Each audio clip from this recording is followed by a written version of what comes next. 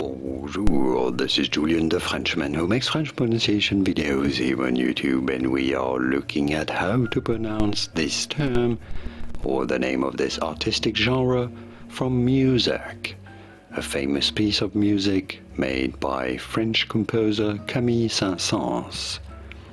How do you say it? For reference, in France, this is said as danse macabre, danse macabre.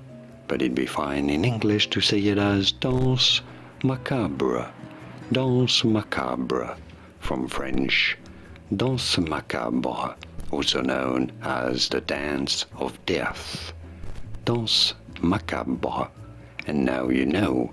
Here are more videos on how to pronounce more interesting names and vocabulary from music whose pronunciations aren't always obvious. I'll see you there to learn more.